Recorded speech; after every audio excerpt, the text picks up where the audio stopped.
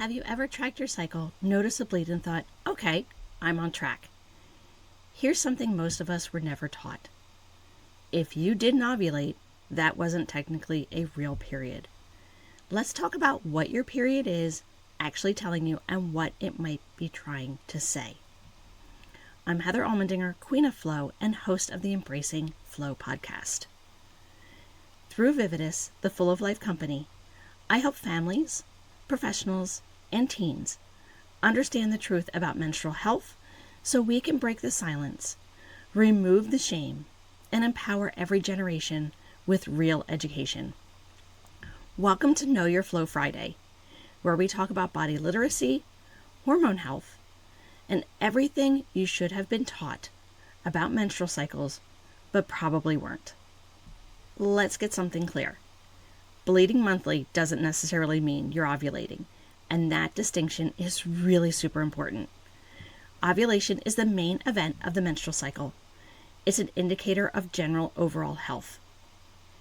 Without it, your body isn't producing progesterone, the hormone that is responsible for better sleep, mood stability, metabolism, bone and brain health.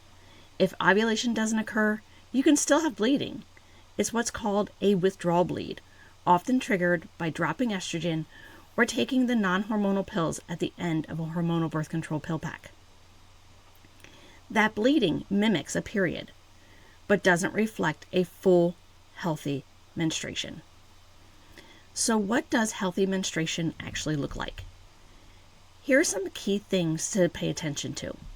Your cycle length is typically 25 to 35 days, measured from the first day of one period to the first day of the next.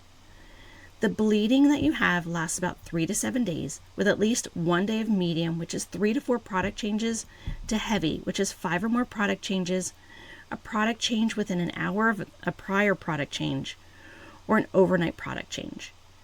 The color is to be bright red. That is the ideal color. Brown or dark spotting may indicate old blood or a hormone misalignment. Clots are dime size or smaller. Cramping is mild to moderate, and that is common. Debilitating pain is not typical and can be a symptom of high estrogen or prostaglandins. Your mood energy shifts. Some variation is natural, but extreme emotional or physical changes may signal underlying hormones are out of alignment. The goal here isn't perfection. It's general awareness. If something feels off, your cycle and menstruation is often the first place to look, as it can give you clues to what is happening internally. So how do we know if we're ovulating? The body gives clues through cervical mucus changes, a temperature rise, even energy and mood shifts. But here's the more reflective piece I shared earlier this week on Flow Q Tuesday. What have you learned about your cycle lately? Maybe you noticed your period was later than usual. Maybe your cycle length is changing. Maybe your emotions felt bigger or your sleep was off. These aren't random symptoms. They are messages from your body. Your body is always speaking. The question is, are you listening? Whether you're trying to conceive, supporting your child through puberty, navigating perimenopause, or simply trying to feel more in control of your health, understanding what a true healthy menstruation is and how it connects to ovulation can be life-changing. You really don't need fancy tech. You need awareness. This is why I teach this work, because every woman and girl deserves to know how their body works and what it's trying to tell them. If this was helpful, I'd love for you to share it with someone who might need to hear it.